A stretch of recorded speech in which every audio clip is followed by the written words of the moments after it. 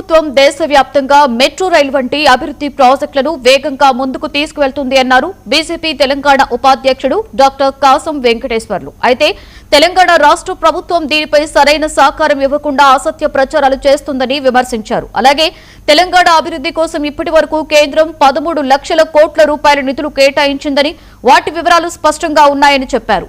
అభివృద్ధి సంక్షేమం తమ లక్ష్యమని, రాజకీయాలకు అతీతంగా ముందుకు సాగుతున్నామని కాసం వెంకటేశ్వర్లు పేర్కొన్నారు. రాజకీయాలకు అతీతంగా అభివృద్ధిలో ముందుకు సాగిపోతున్నామంటున్న కాసం వెంకటేశ్వర్లతో మా senior correspondent Ramakrishna face to face. Metro రెండవ దశ ప్రాజెక్టుకు సంబంధించి భారతీయ జనతా పార్టీ, కాంగ్రెస్ పార్టీ పరస్పర ఆరోపణలు చేసుకుంటుంది. అసలు ఇందులో వాస్తవం ఎంత? ప్రధానంగా మెట్రోను కిషన్ రెడ్డి కేంద్ర మంత్రి అడ్డుకుంటున్నారని చెప్పి కాంగ్రెస్ పార్టీ నేతలు చేస్తున్న ఆరోపణలో ఏ రకమైన పరిస్థితి ఉంది? అసలు మెట్రోకు సంబంధించి ఉన్న వాస్తవాలేంటి? ప్రస్తుతం మనతో పాటు బీజేపీ రాష్ట్ర ఉపాధ్యక్షుడు కాసం వెంకటేశ్వర్ గారు ఉన్నారు. వారిని అడిగి తెలుసుకునే ప్రయత్నం చేద్దాం. చెప్పండి, ప్రధానంగా మెట్రో రెండో దశ విస్తరణ మీద కిషన్ రెడ్డి గారి మీద కాంగ్రెస్ పార్టీ నేతలు తీవ్రమైన ఆరోపణలు చేస్తున్నారు. ఇది ఎంతవరకు నిజం? ఒకవేళ అసలు నిజంగా అడ్డుకునే పరిస్థితి పార్టీ నుంచి మీరు కిషన్ రెడ్డి అడ్డుకుంటున్నారా? దాని మీరు ఏ రకంగా స్పందిస్తారు? మెట్రోని అడ్డుకోవడము, అది కేంద్ర ప్రభుత్వము విస్తృతంగా మెట్రోని దేశవ్యాప్తంగా విస్తరింపజేయాలనేటువంటిది కేంద్ర ప్రభుత్వం లక్ష్యం. దాన్ని అందిపుచ్చుకోవడంలో రేవంత్ రెడ్డి గారి ప్రభుత్వం, కాంగ్రెస్ ప్రభుత్వం, అంతకుముందుకున్న బీఆర్ఎస్ ప్రభుత్వం విఫలమైంది. ఒక మాట మీ ద్వారా 99 టీవీ ద్వారా ఒకటి అడుగుతాను, సమాధానం చెప్పాలా. మొదటి ఫేజ్లో ఇమ్లిబన్ నుంచి పలక్నామా వరకు ఎవరు అడ్డుకున్నారు? దాని విషయం స్పష్టం చేయాలి. బీఆర్ఎస్ అడ్డుకున్నదా? అప్పుడు ఉన్నటువంటి బీఆర్ఎస్ పార్టీ ఎంఐఎం ఒత్తిడికి లొంగి అడ్డుకున్నది. ఇప్పుడు కాంగ్రెస్ పార్టీ దాన్ని మొత్తం కూడా చేంజ్ చేసేసి ఇంకొక నుంచి మారుస్తామని చెప్పింది. అసలు అడ్డుకున్నది బీజేపీనా, కిషన్ రెడ్డి గారా, లేకపోతే రేవంత్ రెడ్డా, లేకపోతే కేసీఆరా, లేకపోతే అసరుద్దీన్ ఓవైసా? దీని సమాధానం చెప్పాల్సినటువంటి అవసరం ఉంది. కాబట్టి అడ్డుకోవడం అనేది భారతీయ జనతా పార్టీ ఎప్పుడు కూడా ఆలోచన చేయదు. నెంబర్ 1. నెంబర్ 2, రేవంత్ రెడ్డి గారు 2 సంవత్సరాలు దాటిపోయి 2.5 సంవత్సరాలకు వచ్చింది. ఒక్క ప్రాజెక్ట్ అన్న ఏదైనా ముందరకు తీసుకుపోయిండా? ఏదైనా ప్లాన్ చేసిండా? ఏదైనా ఎగ్జిక్యూట్ చేసిండా? సమాధానం చెప్పాలి.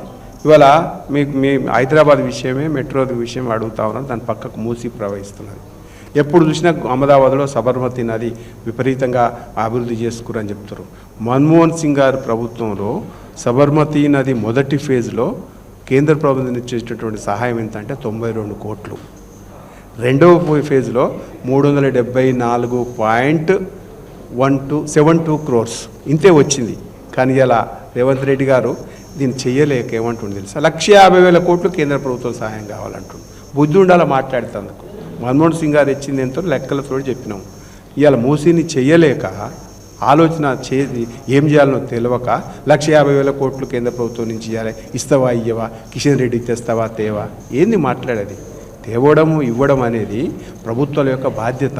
నేను ముఖ్యమంత్రికి ఎన్నుకున్నారు, అక్కడ నీకు ప్రభుత్వాన్ని ఇచ్చిర్రు, నువ్వు ప్లానింగ్ చేసి కేంద్ర ప్రభుత్వం నిధులు ఎట్లా తెచ్చుకోవాలని ఆలోచన చేయాలి. ఏపీకి సంబంధించి బీజేపీ కూటమి ప్రభుత్వం ఉంది కాబట్టి అధిక నిధులు కేటాయిస్తున్నారు. తెలంగాణలో కాంగ్రెస్ పాలిత ప్రభుత్వం కాబట్టి నిధులు ఇస్తలేరు. దీంట్లో కూడా కాంగ్రెస్ నుంచి సంబంధించి ప్రధానంగా మోడీ ప్రభుత్వం బీజేపీ పాలిత రాష్ట్రాలకు, బీజేపీ కూటమి రాష్ట్రాలకు అధిక నిధులు కేటాయిస్తున్నారు. తెలంగాణ కేటాయించడానికి ఆరోపణ కూడా చేస్తున్నారు. దీన్ని ఎట్లా చూడాలి? ఇప్పుడు జగన్ గారి ప్రభుత్వం ఉన్నప్పుడు ఆంధ్రప్రదేశ్లో మోడీ గారు జగన్ గారి ప్రభుత్వానికి అంటగా అవుతురు, ఎక్కువ నిధులు ఇస్తున్నారు అన్నారు కేసీఆర్. ఇవాళ ఈ రేవంత్ రెడ్డి వచ్చి ఏం చెప్పిండు? చంద్రబాబు నాయుడు గారు మా గురువు గారికి ఎక్కువ నిధులు ఇస్తున్నారని చెప్పేసి మాట్లాడుతున్నాడు. ఈ రాష్ట్రానికి కిషన్ రెడ్డి గారు మీడియా ద్వారా జర్నలిస్టుల మీటింగ్ పెట్టి, మేధావుల సమావేశం పెట్టి 13 లక్షల కోట్ల రూపాయలు ఈ యొక్క తెలంగాణ ప్రాంతానికి ఏ రకంగా ఎట్లా వచ్చినాయి డెవలప్మెంట్ యాక్టివిటీస్ కానీ పవర్ పాయింట్ ప్రజెంటేషన్ ఇచ్చి పబ్లిక్ ముందర నివేదికను బయట పెట్టిండు. 13 లక్షల కోట్లు. కాబట్టి నువ్వేమి ఇస్తలేవంటే మేము ఛాలెంజ్ అని చెప్తున్నాం. ఎక్కడ కూర్చున్నామో చెప్పండి. మేము 13 లక్షల కోట్లు ఎక్కడి నుంచి ఏమిటికి ఇచ్చినాం, మేము బయట పెట్టినాం. డాక్యుమెంట్ బుక్ ఉంది మా దగ్గర, విత్ అఫీషియల్ బుక్ ప్రజెంట్ చేసి ఇస్తున్నాం. అది నువ్వు చూసి చదువుకో రాకు, ఇంగ్లీష్ రాకపోతే నేనేం చేస్తాను చెప్పండి? తెలుగులో కూడా ముద్రించినాం, ఆ తెలుగు బుక్ పంపుతాము. సో అట్లాగే చెప్పండి, ఫైనల్గా మోడీ ప్రభుత్వం 12 ఏళ్ల విజయాలు ఏవైతే ఉన్నాయో వీటిని ప్రజల్లోకి తీసుకెళ్తామని చెప్తున్నారు. ప్రధానంగా జిల్లాల వ్యాప్తంగా ఏ రకంగా నిధులు కేటాయించారు, అదేవిధంగా రాష్ట్రాలకు ఏ రకంగా నిధులు కేటాయించారు, ప్రజలకు ఏ రకంగా పోతున్నారు, ప్రజలకు అసలు ఏం చెప్పదలుచుకుంది భారతీయ జనతా పార్టీ 12 ఏళ్ల మోడీ సుస్థిర పాలనకు సంబంధించి ప్రజలకు ఏం చెప్పబోతుంది, ఏం చెప్పాలనే ఆలోచనలో ఉన్నారు? దేశవ్యాప్తంగా మేము అభివృద్ధి, సంక్షేమం రెండు కూడా జోడు గుర్రాల లెక్క రైలు సమాంతరంగా తీసుకుపోతాము.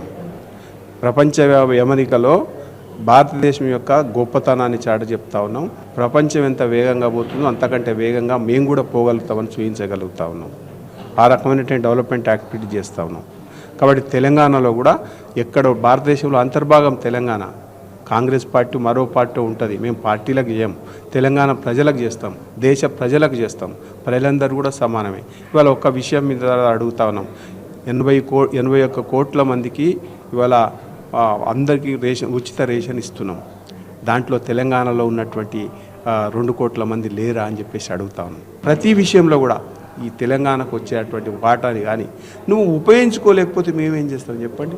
మొత్తంగా భారతీయ జనతా పార్టీ ఎక్కడ కూడా ఏ రకమైన నిధులను కానీ రాష్ట్రాలకు వచ్చే నిధులు కానీ అడ్డుకోవడం లేదు. ఖచ్చితంగా అభివృద్ధిలో తమతో కలిసి ప్రయాణం చేయాలని అన్ని రాష్ట్రాలతో పాటు తెలంగాణ రాష్ట్రం కూడా విజ్ఞప్తి చేస్తున్నాం. కానీ కాంగ్రెస్ పార్టీ నేతలు దాన్ని వక్రీకరించి పూర్తి స్థాయిలో తాము అభివృద్ధిని అడ్డుకుంటామని చెప్పే ప్రయత్నం అయితే చేస్తున్నారు. ఇది పూర్తిగా అవాస్తవమని కూడా కాశీ వెంకటేశ్వర అయితే చెప్తున్న పరిస్థితి ఉంది.